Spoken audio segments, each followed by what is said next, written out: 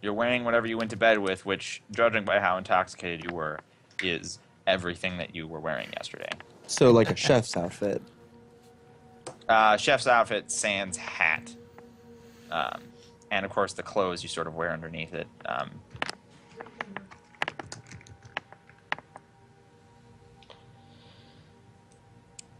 Yes, your hat is missing. You don't have your hat.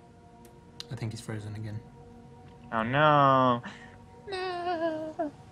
Oh, well. No. All right, well, we're missing Frank, and now we're missing Hemlock briefly. So why don't we just segue over to Mike North, Okay. in case Hemlock is going to take a while to return. Do it. You went to bed feeling better than you've ever felt in a long time, Mike North. Yeah. It's a good night. Finally got to places with Vanessa that I haven't been before, so... I'm sure you've been there before, but not often. Not often lately. I meant like as a relationship level, not Yeah. Emotional butt stuff. Yeah. Obviously, Emotional butt stuff. Yeah. Got to butt stuff. Oh shit. Somebody got killed in League of Legends. No, he's playing Minecraft in the other room. How the hell did... Okay, How do you anyway. get mad at Minecraft? Your giant metal penis that you spent 8 months building got fuck it, destroyed no. by one of those random guys, those creepers. Anyways, moving on.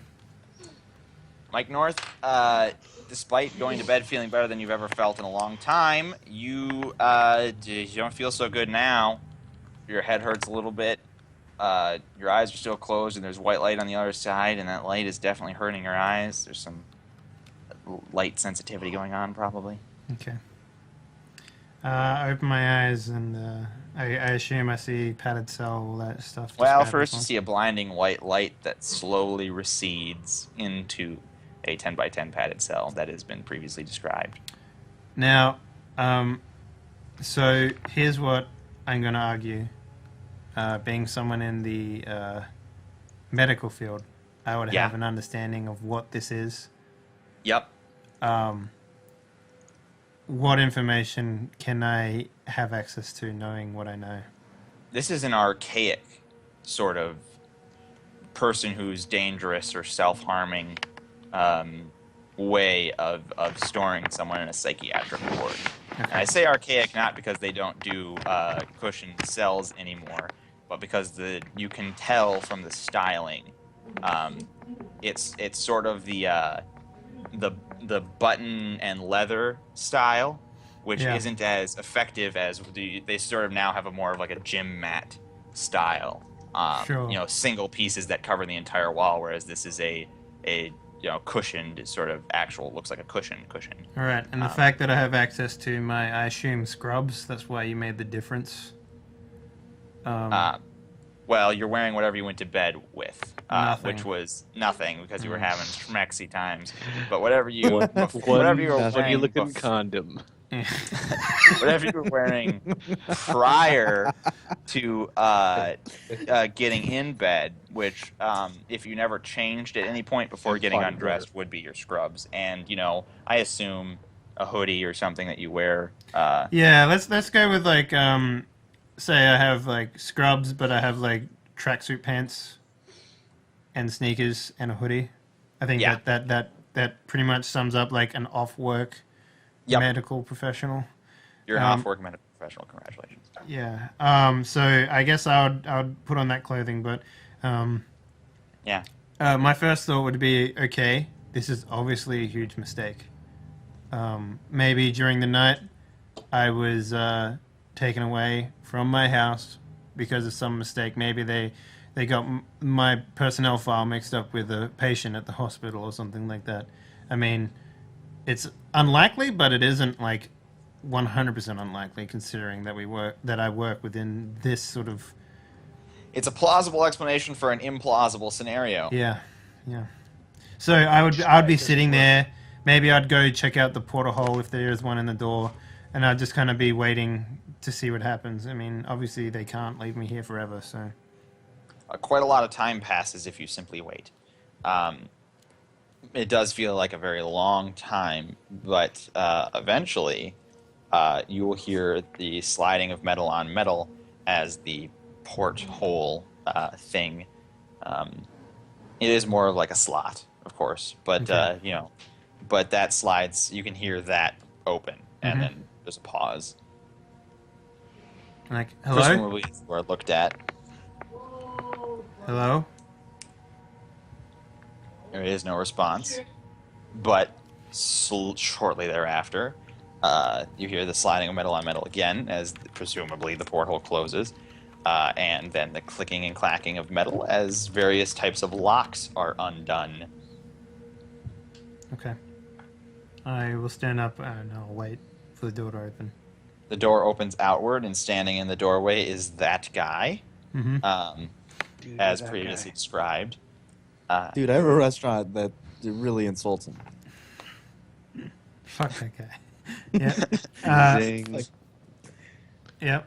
And it's like, okay, hi there. I think there's been a misunderstanding. My name is Mike North. I'm a nurse over at Great Heart Hospital in, Great heart. I don't know. Give me a town name where in Mediocre America. heart of.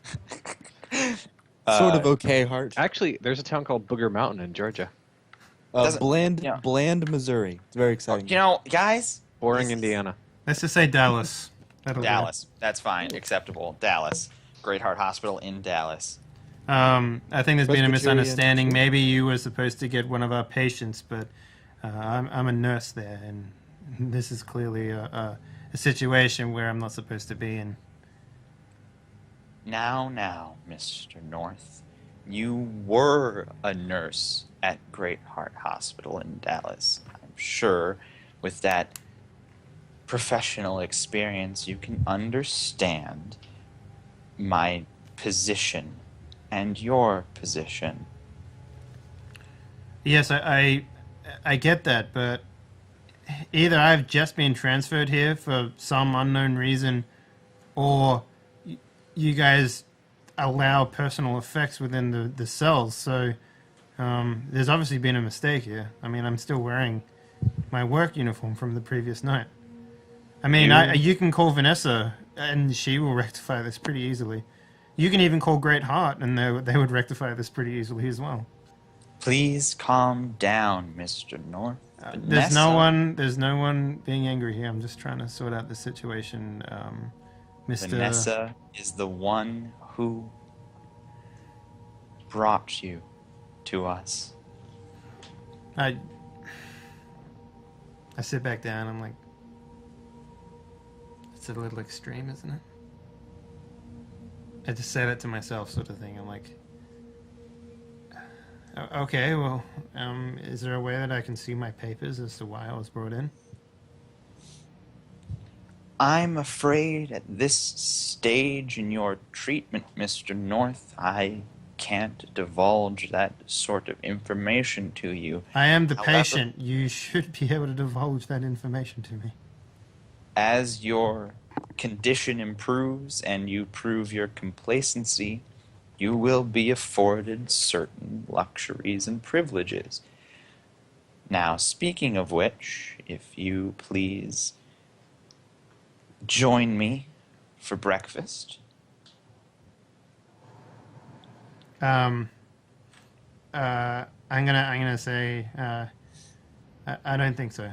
I will stay here until you have given me the information on why I've been brought here.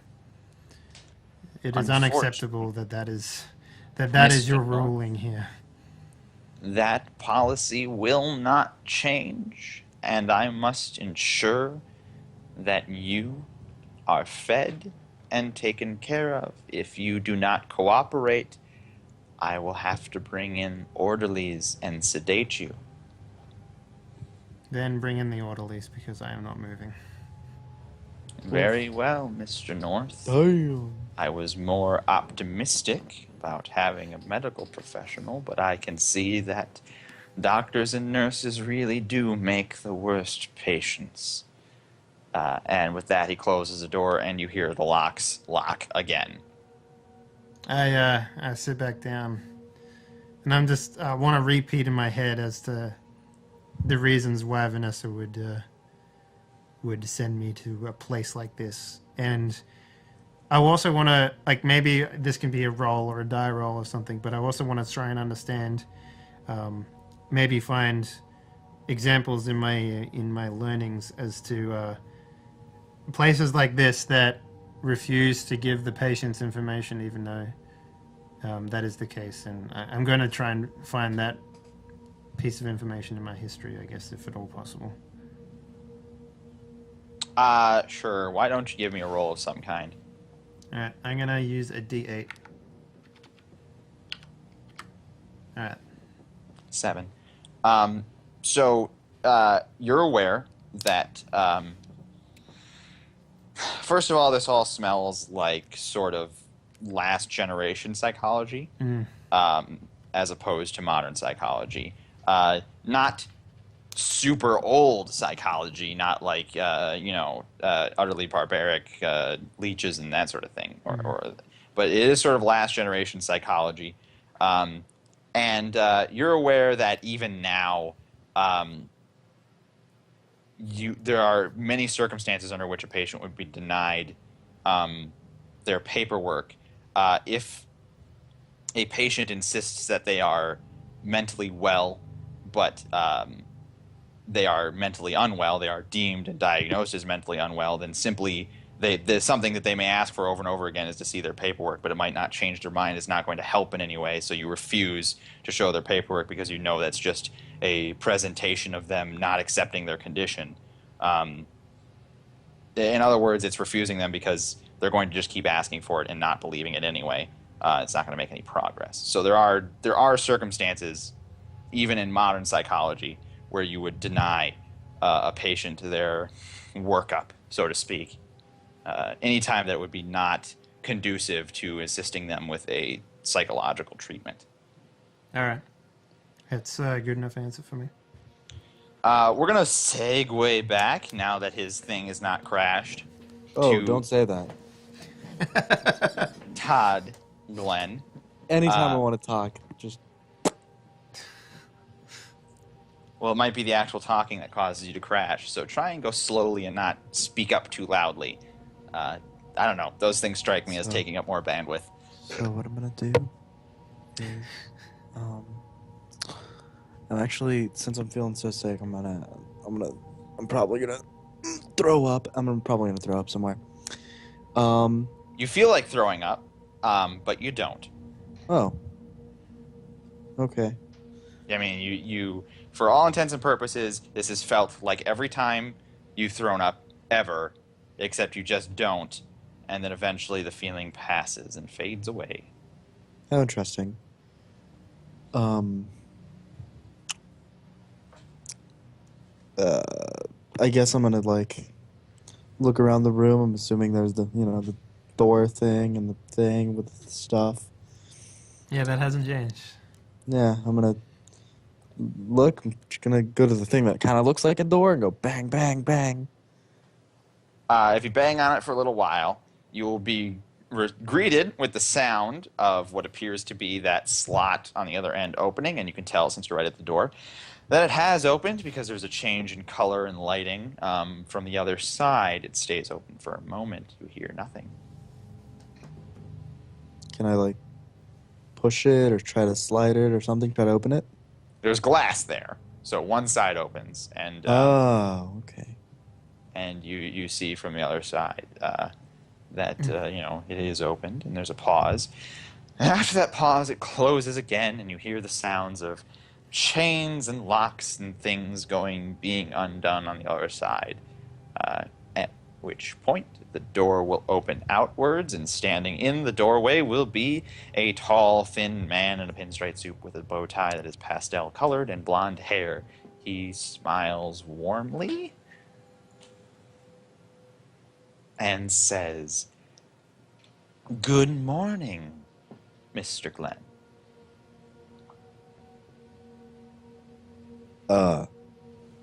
Good morning. Where am I? Having a bit of a slow morning, are we? My mornings are usually slow. Who are you? Oh, my dear, another one. I'm the warden, Glenn. We've met before. Your name is Glenn? The Warden Glenn? That's so interesting. My name's Glenn. My last name, Chef Glenn, really, is what they call me. First name is Ty. Somewhat My last more name's Glenn. manic than previously. Interesting. Tell me, Glenn, are you feeling up to breakfast this morning? What is it? I mean, tasty? Yeah, I'm sure, let's go. sure it'll be to your liking. I mean, I don't know what else to do. He I have a will. headache. I have a headache. Like, oh. He will gesture. Hey, do you mind telling me what day it is? It's kind of- Wednesday, Mr. Oh. Glenn. Okay. Well then. He will guide you down the hallway What? towards the staircase. He will walk behind you. In my head, I'm thinking, what the fuck did I do last night?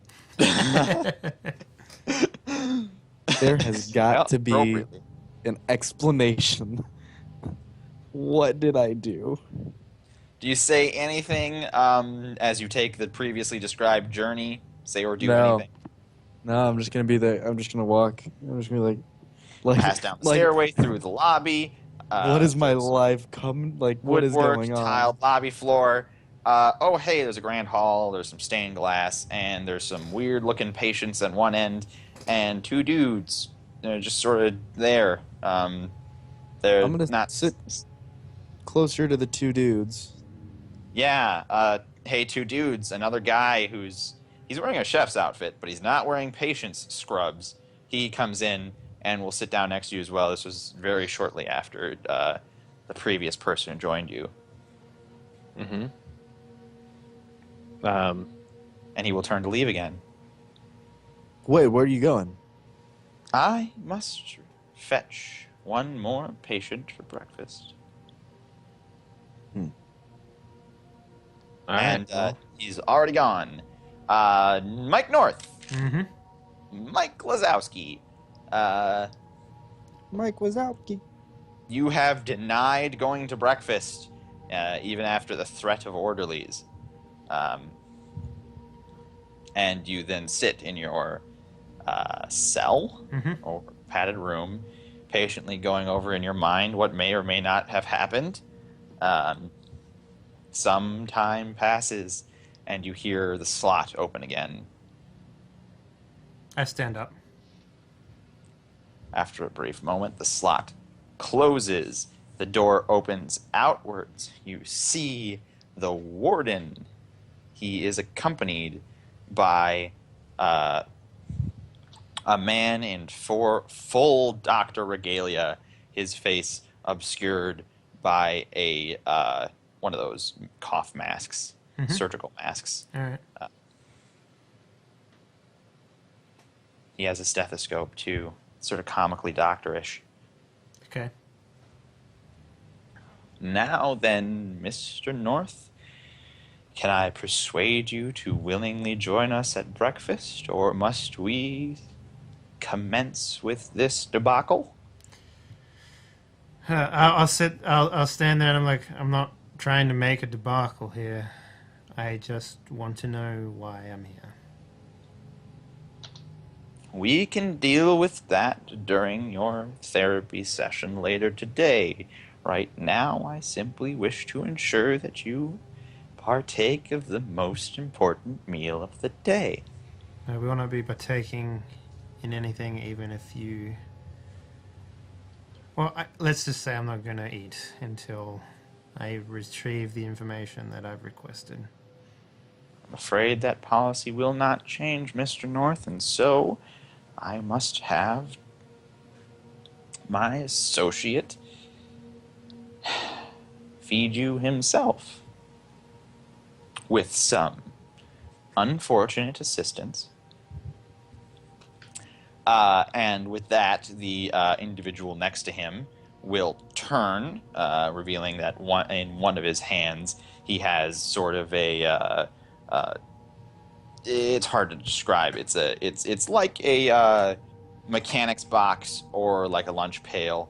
Only it's open at the top, and has various vials in it instead of tools or lunch. It's basically it looks reminiscent of, say, in the lab in your hospital where there are many vials. They are those same sort of plastic topped So glass can I vials. just rectify something real quick here? Sure. Before, like, if they left me alone, before any of this happens, do I have a drawstring on my hoodie? Sure. I want to take it out of the hood, and then I wish to wrap it around my bicep as tight as I can, and tie it as tight as I can. Which bicep? Let's go with the right one. Okay. Okay, and then we go back to where we were. All right. Sure. I'm assuming you've obscured that underneath your hoodie. Yeah, I've got the hoodie on, sleeves down, all that sort of stuff. The doctor will reveal his case of vials and set them on the ground. He will then produce a syringe, which doesn't look particularly clean at all. Okay. At this point, I'm going to roll up my sleeve on my right arm. Punch him in the face. He will produce a vial from the case, and it doesn't look very medicine-y to you. Sure. It looks sort of like pudding or tar. Okay. It definitely doesn't look very good. He puts his syringe in the top of the vial and produces, obviously, or pulls it back on the plunger to fill the syringe with the substance. It doesn't look any better in the syringe than it did in the vial. He places the vial. Is the needle at least clean? By the looks of it, does it like pull it No. out of a surgical paper or anything like that? No, it was pretty much in his pocket. It's like, are you sure that's safe? That doesn't seem very sterile. He picks a pube off it before he gives it to you.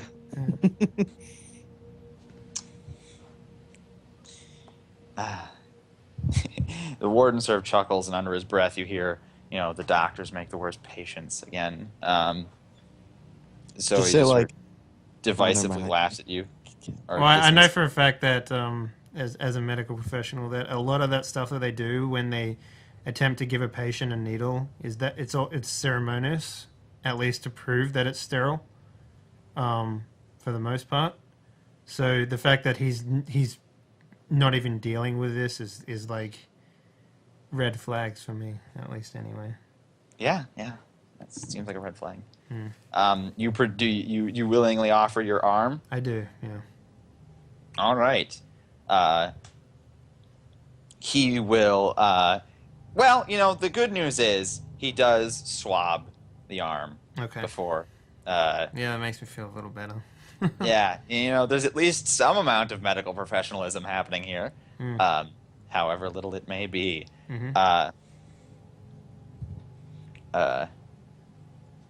And he will, if there's no contest from you, No contest. inject you. In the right arm, right? Yeah, no, he didn't disagree with that proposal. Okay. It hurts. You will take 1 damage just from being poked with this syringe. Jeez, okay. Fair enough. Okay. 1 damage. He then he then injects you. Are you looking away? Are you looking at it? Are you the kind of person who looks away from the needle to try and make it not No, hurt? I'm not afraid of needles. I'm just going to look at it. Make sure he's putting it into, like, an artery and not just, like, jamming it in my arm for whatever reason. He is properly inserting it in that one vein that always crosses over the bendy part of your elbow. Sure. The best place to draw or place blood.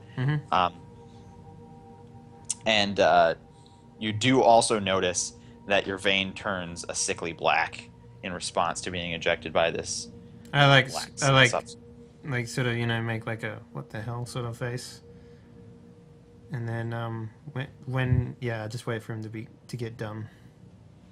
He removes the syringe and leaves it, though. He doesn't then give you a bandage of any kind. Sure. And your wound does not bleed blood, but it bleeds black crap. Mm-hmm. Um, what do you do now? I wait for them to leave. Die. They're not going to. They're here to sedate you and then feed you. Do they have food there then? No, but I they sit, did sort of suggest that they're about to forcibly feed you through sedation.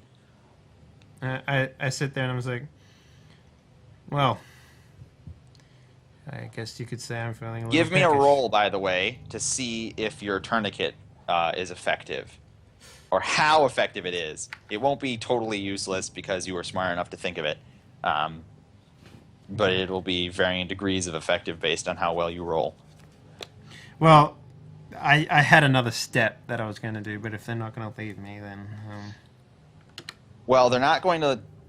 So 5, okay.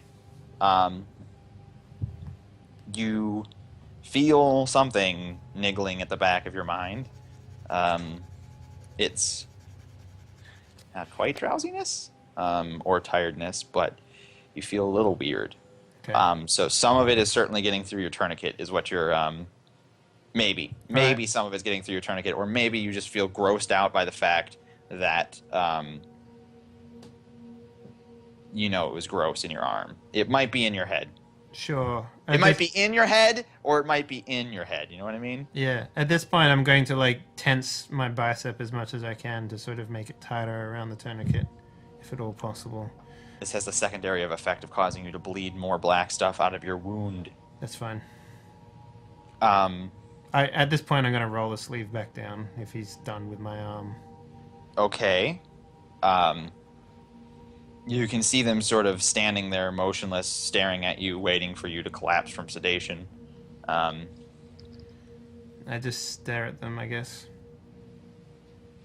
I was like, well, not feeling too hungry yet. As I said, I don't plan on eating until I have information from you. It appears as though you did not give him a sufficient dosage, my good friend. Perhaps you would like to try again. At this point, as he does this, I start to I want to pretend to sort of blink and put my hand on my forehead and stuff like that. Okay. Doing this, The, this deal. The doctor is still ruffling around, perhaps preparing another dose. Do you do anything else? I sort of slump back down and fall on my backside, I guess. Okay. That done. You got to close your eyes. Or are you pretending to be asleep? I don't close my eyes. I just sort of glare vacantly and sort of slump to the side as I do it. You're a medical professional, so I'll let you roll to do convincing. You would know the way that patients' eyes behave when they're sedated. Sure. He was So also I'm- in high school theater.